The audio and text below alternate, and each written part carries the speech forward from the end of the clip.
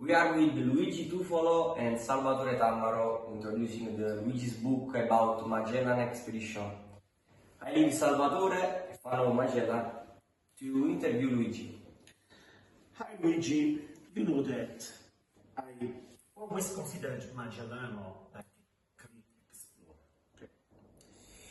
So I have some questions to you. First, did Magellan plan this circumnavigation of the globe? No, Magellan never planned. He never did, and even during the journey, he never thought to do the circumnavigation of the globe. The purpose of Magellan was another thing. It was to find the shorter route to the Spice Islands. Here is the globe. I see that the world is divided in two.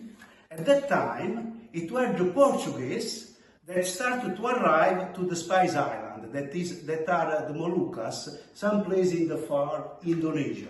And the Portuguese used to go through the tip of South Africa, arriving almost to the Spice Island in Indonesia.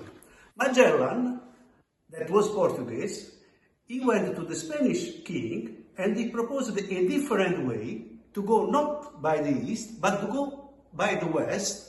And he said it is a shorter route. And they did a big mistake, because if you can see, by going by west, he neglected the vastity of an ocean that he crossed for the first time, that he called Pacific Ocean.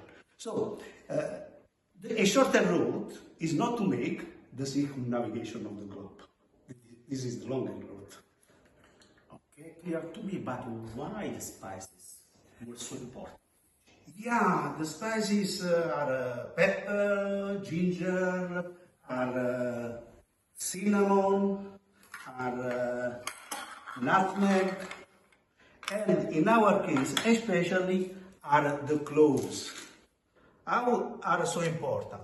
At that time, for the food, there were no preservatives, there was no refrigeration, so it were very important for the food, but not only they make soaps, perfumes, and even medicine with the spice. So to have a direct access to the source of spice ensured also to the country and to the investor a huge profit.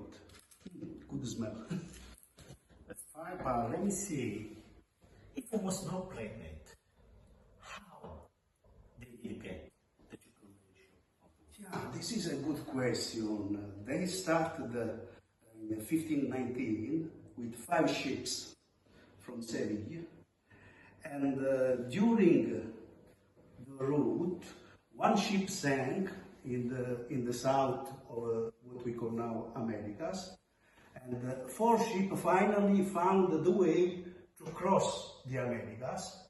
But one of these ships, the San Antonio, thought to be back cleverly, because they were going through a certain way, and so the 3 remaining ships found in the big vastity of the Pacific Ocean. When they arrived in the Philippines, Magellan was killed together with others.